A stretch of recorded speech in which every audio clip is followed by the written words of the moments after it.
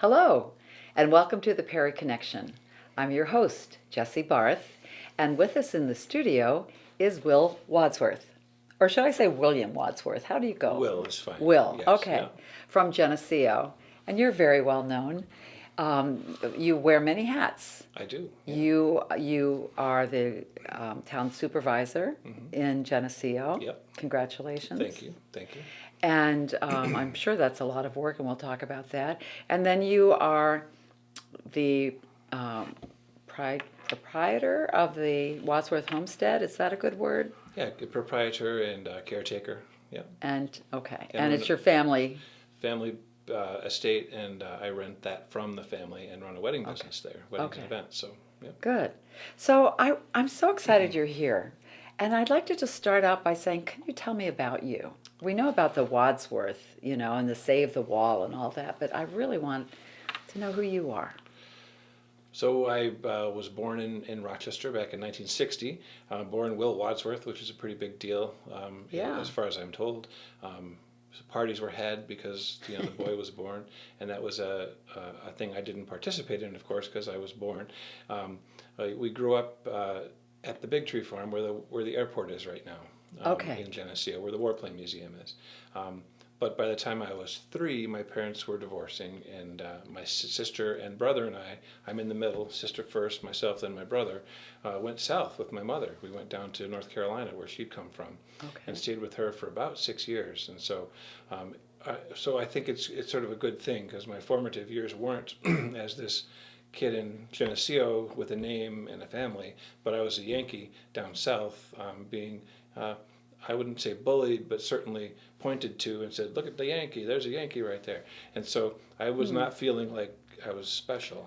And I think that really works in the long term of the story, because by the time we came back here in 1969, we had 6 step-siblings living in the house we'd grown up in, or we'd started in. So your dad had remarried. He'd remarried, and he had brought another family in. We knew them before the marriage. We'd been introduced, but we didn't really know them. But they were living in our house, and we were now sort of guests in their house. And so again, it sort of put a layer of humility on it. So we never grew up feeling like we're these people, we get to be front in line, or we're special because, in fact, when we came home from school and said something to the effect of, "Hey, we're famous. Everybody's telling us we're famous. Isn't that great?" My dad would say, "Oh, what did you do? Did you write a book, or have you wrote a famous song, or what did you do to become famous?" And so it's sort of, and we did the same thing with our kids. So we came into our teens and our young adulthood with kind of a concern about not overthinking that. Yes, and so, what a gift, really. What a gift, really. And so I came home from college to be a farmer, and I farmed for 3 years in Groveland. And what kind of farming? Crop farming, so corn, soybeans, oats, and wheat. And I'd grown up on the farm, so from 15 to 22, I'd worked for my dad in the summers. And at the homestead? No, at the Big Tree Farm, at the Big Tree Farm. Where the airplanes are. And so I'd grown up with farmers, with sort of the common sense, you fix it, find a way to fix it. Right. We've got the tools, they're right there, you do it. So we had our hands-on equipment and our hands-on machinery, so we had a sense of how common things worked. And so weren't afraid to take an engine apart and rebuild it. And looking back on that, how grateful are you for that practical know-how? Incredibly grateful, because when we grow up, I think I was, after the farm, I had a flood in 1985 that wiped out all of my soybean crop, 200 acres of soybeans. In the middle of July, there was no flood anywhere else, but the Geneseo Creek backed up and flooded me for a week and killed a full crop of 200 acres of soybeans. So that was a great lesson looking back, because I was in debt at the end of that season. I had to sell my tractor and my desk and the few things that I had, and was still $20,000 in debt at 25 years old, and thought, wow, this is very serious. This is not an easy business to be in. And I have to admit that I didn't love being alone on a tractor all day. My brain was too busy thinking about things. So I went to custom picture framing on Main Street in a retail store with Louise, my wife, in Geneseo. And that lasted about 6 years until we had kids. And then my 2 daughters came along, and we just weren't making ends meet. So it came to the moment when I was 31 that we decided I had to go find a real job, And that's one thing that I never thought I was going to have to do. I'll admit that. I was raised being told, you're going to be a philanthropist. You're going to be, a wealthy person taking care of other people. And that just didn't happen. That's just And really, that was sort of the role of the landed gentry. right. And that's what I grew up. My dad wrote this book. I'm going to give a little plug for my dad, Neil McNall, who wrote an agricultural history of the Genesee Valley, about much of it about the Wadsworth family and how you developed the Genesee Valley. And so I think, it's really interesting to see how when those moments come together, you take off and make Right. it your own. I do have a question though. When you you went to college, and what were you interested in? I went to the Canton ATC 2-year agronomy program up in Oh, I Canton, see. New York, Okay. to get my skills polished up to come back and be a crop farmer. Before I came back, though, I went to Philadelphia for a year of art school. Okay. I'd always had a penchant for painting and for drawing, and I felt like I should go look into that before I came back and started taking over the family business. I had a real sense of duty to come back and farm. I felt like if I didn't do that, I'd be failing my family. Right. But I did have this other part that was important to me, and so for 1 year, I went and participated in the Foundations of Art program at the Philadelphia College of Art. I think I got in because my Aunt Perky's mother-in-law was a big contributor to the college, and so I did have talent and I had ability, so I was. Yes, and I've seen some of your artwork. Thank you.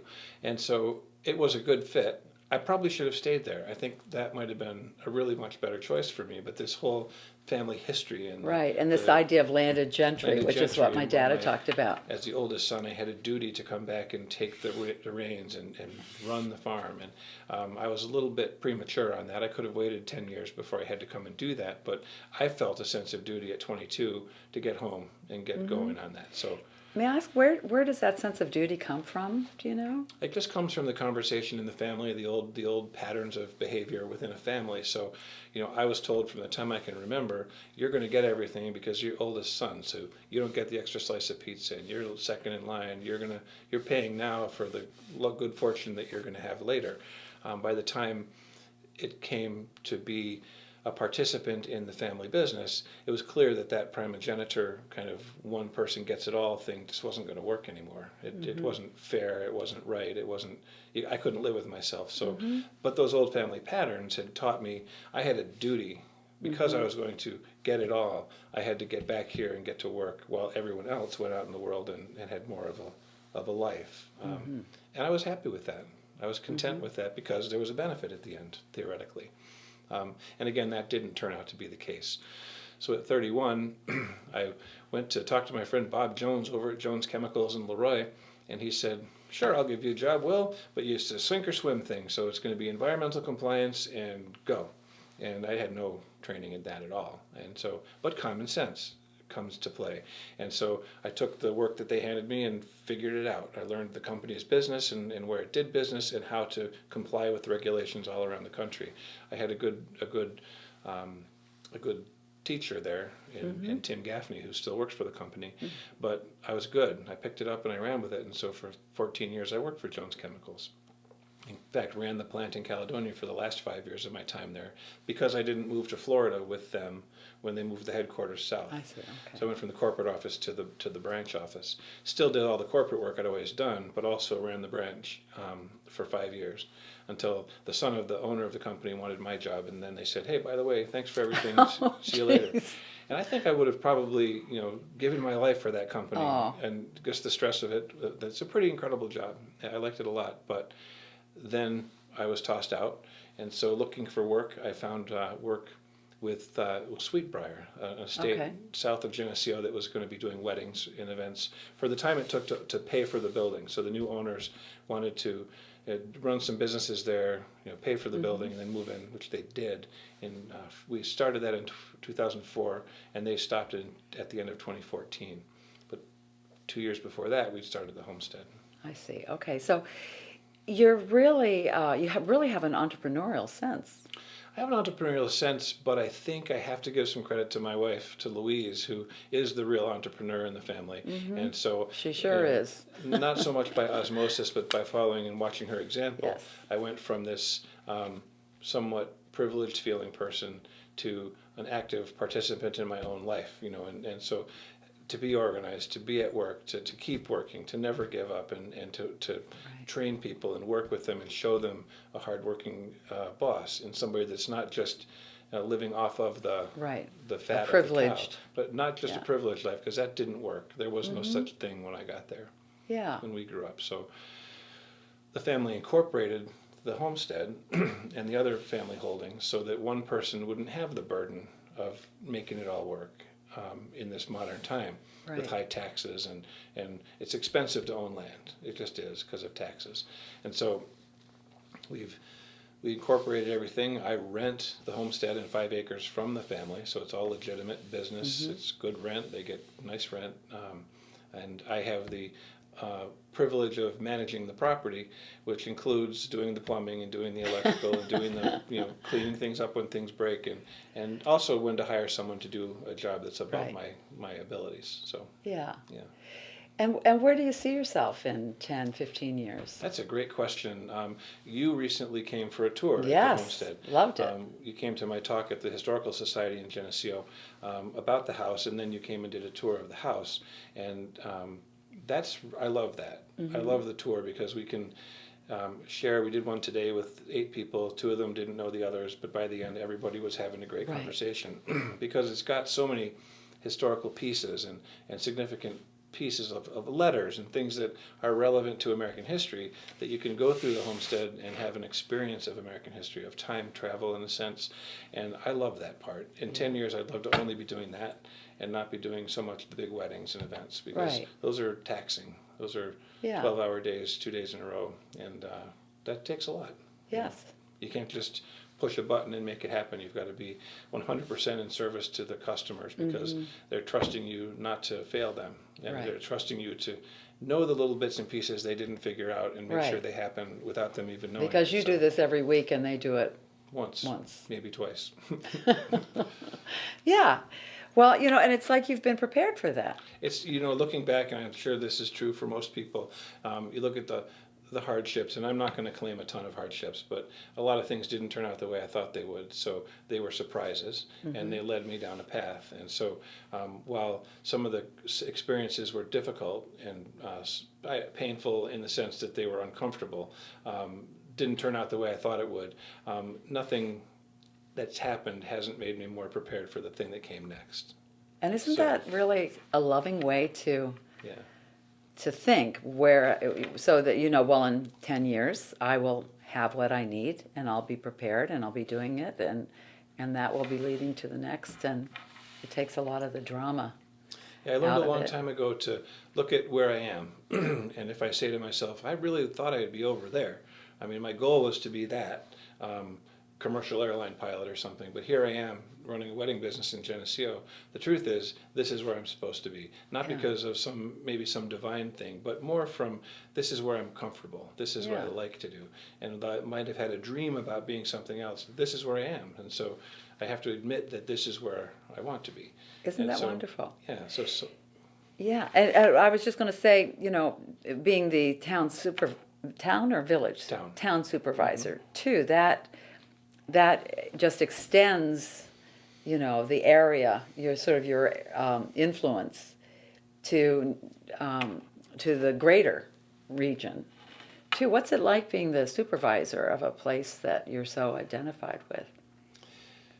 It's interesting. I mean, it's interesting because I come to that job with no personal agenda, with no need for it to satisfy some emotional need in myself. So I come to that job to do the job. And so much of that public sphere has elements of people that are trying to get something for themselves. And so working with that group without pointing to it, and working through situations without naming someone for maybe not being sincere, or maybe looking for something more than they should have, but just dealing with it, going through the process. I like that. It's a pleasant experience. It's not a hot experience.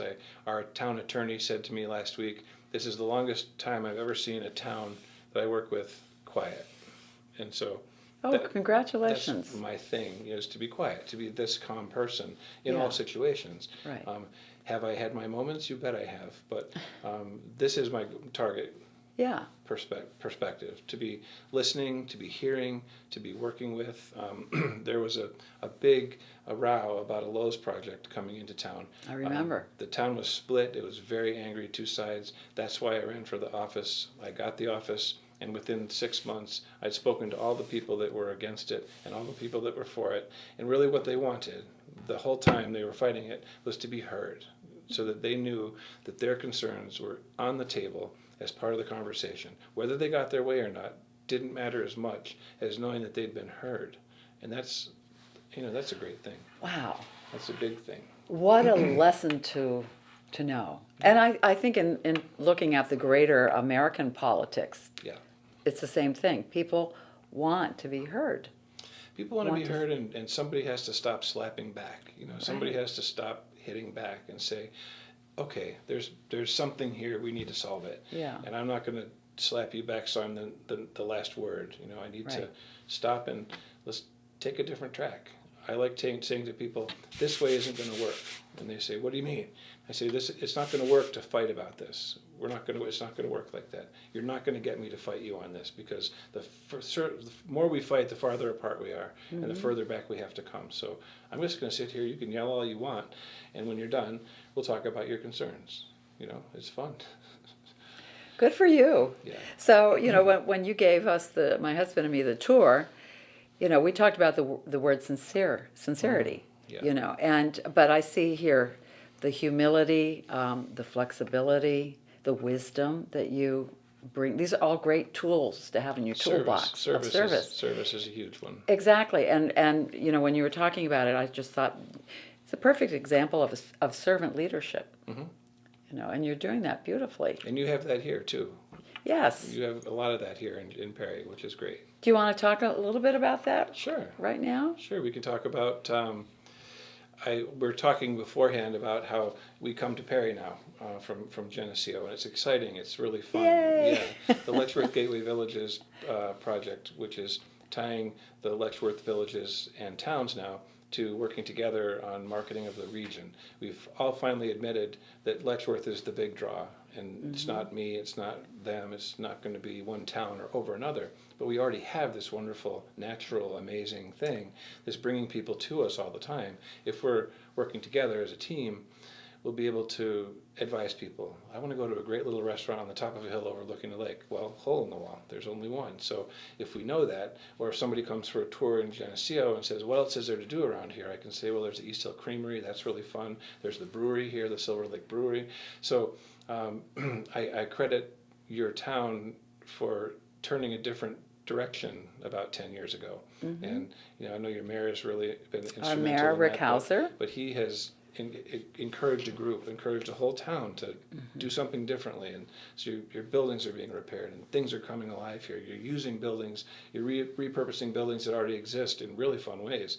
And so I come to meetings in Perry for Letchworth Gateway Villages or for the Council on the Arts, and it's really fun to have another place to go besides north of the city. So right. Absolutely. And one thing I love about Perry too is just the arts here. Right. We have 2 dance studios on Main Street, and one of them a ballet. Mm-hmm. We have the Arts Council. We have the puppet, Yeah. and the Oh, theater. so we host at the Homestead. We host the opening night of the Shake on the Lake series every summer. The Shakespeare. I love that, series. Mm-hmm. and people are coming more and more to that because it's a class act. It's a really great thing. So it's going to encourage more art and more theater and more. Art really drives growth in rural communities. So good. I'm really proud of you guys. Thanks. Yeah, you're Thanks. doing great. Thank you. And what about your artwork? Are you still? Do you ever find time to paint? I started painting again after Good. 10 years. Politics, I'll tell you, it took a toll on my creative abilities, my creative batteries, I guess. I had to learn that job from scratch from 2008 until now. And so just in the last couple of years, I've gotten very comfortable in the job, in the sense that I think I've seen all the surprises, and I've had to handle a lot of really complex issues, and they've worked. And working with different boards as the members change over the years can be complex. But once you get a certain comfort level, then the creative battery starts to refill. So I miss it. I miss it a lot, and I'm looking forward to doing a lot more of it. So painting oil paintings, landscapes. I have a canvas from the Council on the Arts project last year that I didn't get finished, and so I'm working on that right now just to get that done. Good. To catch up with that. So Well, maybe as we're editing this show, you can. Do you have any digital copies of Sure. any of your work? We can Absolutely. put some on in case someone would like to purchase. That's a good idea. Yeah. Yeah. So Good. Well, I'm just enjoying our conversation so much. It's just so rich, and you're such a good man. So let's just talk a little bit about the homestead, Okay. or a lot about the homestead. Okay. One thing that I love is driving through Geneseo and seeing the wall. Mm-hmm. Tell me about the wall. How long has that project been going on? It's been going 5 years. It's probably going to go 4 more at Okay. least. They started halfway up South Street and came Mm-hmm. down across the front and out towards the south in front of the college dorms. Mm-hmm. And I think they've got about 2 weeks more work there. I say they because I'm doing wedding work on Saturdays, so I can't be out there very much, which I feel guilty about that. But they assure me I shouldn't. And so we opened up the homestead in 2012 and started doing events there. And we were approached by APOG, who said, "Hey, could we do our annual beer and wine tasting?" And APOG Association for the Preservation of Geneseo. Okay. They've been around since the 70s. And they've got a young group. In fact, I think Tony from the Silver Lake Brewery was part of that for a while. Okay. He was president for a while. I'm not sure how he's related to that, but he's part of that. So they asked if they could do their fundraiser there, and all the money we make we'll put to the wall. And I said, great. I mean, fantasy. It's a crazy idea.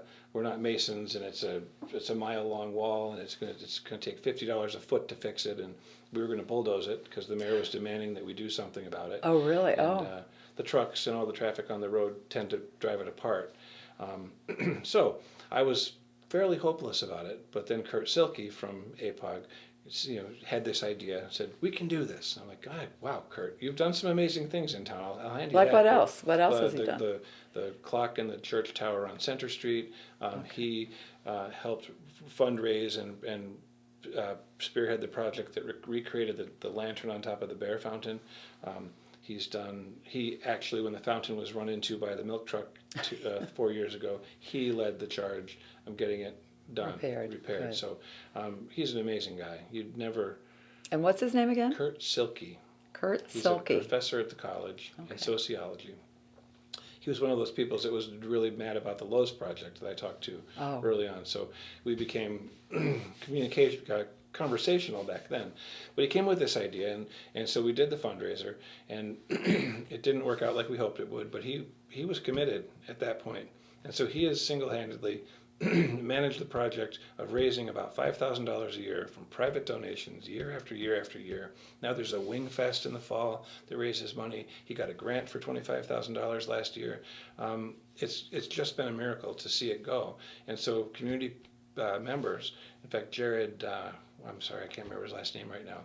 Jared and Doug have been coming there since Jared was 10. Father, son. I sat beside them at your talk. And Jared's about to graduate high school, and this wall has been part of his life for all these years. And so he's learned some valuable lessons, only because we were willing to open up and say, we'll let you help us. It took that. It took changing the homestead from this is somebody's house, don't drive up the driveway, to now it's going to be public or more public. Right. It's still a private, but it's more public.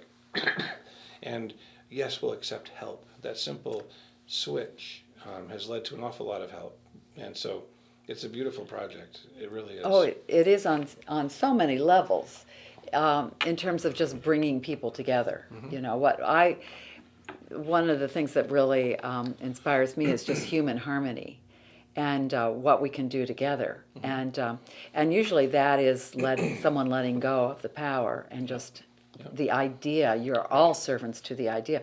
And I think the Save the Wall is a perfect example of that. I can't agree with you more. Yeah. I mean, And it's so much fun, even if you, just driving by. Oh, look how far, it's sort of like a tree. Look how much the tree has grown this year. Look, wow, look at where the wall is now. Yeah. It's really exciting. It's very exciting. It's a thing that the families had to get used to the idea of. What are these people doing out there, versus now where they've all been out there. My sisters and my brother and my wife and myself have been at that wall working on it humbly with these other people, and it's great. It's a classless place. Yeah. You're right. It's not unclassy, but no, it's perfect because to me that's the American way. it truly is. We're not about classes. That's why people left Europe or wherever to come here. And to me it's sort of a fulfillment of that dream of if we work together, we can build something that's bigger than just one or two people. What we can all do together. I think the family's gotten back to its roots now, because the brothers that came here in 1790 were farmers and English teachers, and then they knew they had to work together with people to make this work. It took them their lifetimes to build an estate, which was substantial. And then after How many acres did you have? At one point they had 270,000. Wow. In one block from Geneseo to Southtown Plaza, both sides of the river. And so they were in control of the canal. They were in control. Oh. They really worked hard to be in a great position for westward migration. Right. So they got out here early, they got themselves settled, and then they waited. Yeah. And so, and they made a fortune. And the next two generations, probably the next three, so 4 generations had a lot of money. And then it just turned a little bit and stopped producing money by lack of intent, I think, more than anything. And then to our generation, the 6th, where there wasn't any money, and we had to start working again. So all 3 of my siblings and I have worked our whole adult lives and taken nothing from the remnants of the estate. We don't earn a thing from that. I do earn something from the wedding business, but that's because I work 60 hours a week doing that part-time job. A part-time job. Yeah. And so it's very humbling, and somehow I think, again, you look at the life we led and my mother taking us away and how it all worked out. We were in a position to be prepared for that transition. So we've all worked very hard, and it's been a humbling thing, and we're ready to work with other people. So things work out. Great. Well, and if someone has a great idea, they just need to be in touch with you, right? Mm-hmm. For how, if they are a great landscaper or although I know you have someone working with flowers, but I mean, just in general, someone who loves history, someone who loves to serve, someone who's inspired by this conversation. And you could easily be contacted at the homestead, yeah. Yeah. The wadsworthhomestead.com. It's that simple. Good. To find us. And the volunteer effort that happens spontaneously there every day always amazes me. People with skills, they want to be part of that story. They want to be part of that house. And so they come and say, you don't need to pay me, but I'd really like to work on that molding over there that's bad. I'd like to recreate it and replace it. And some things we say no to because we want the patina to be there that shows the age and shows the feeling of the time. But we've had countless hours, hundreds and hundreds of hours, maybe even thousands of volunteer time for people who just love the property and want to be part of it. So again, we have to say yes. That's all we have to say is yes. And then they have to have license to do it their way. And there's a little bit of a let go there for us because we've always been in control of that property. But now it's much more fun because there's a lot of people playing there. So. Well, this is great. And if someone wants a tour of the homestead? My telephone number is 585-764-9005. And we'll put that on the screen. Okay. And then the website is wadsworthhomestead.com, and there's tour information there. And we set the tours up usually on Tuesdays and Thursdays and by appointment. And by appointment doesn't cost more or make it more complicated. We really want you to be able to get there, so we're as flexible as we can be within our wedding schedule and my work schedule. And so usually Tuesday mornings, Tuesday afternoons, and Thursday mornings are the best. We're doing bus tours now. We have big busloads of people coming in. So it's taking off, and maybe one day the touring will be the primary business there.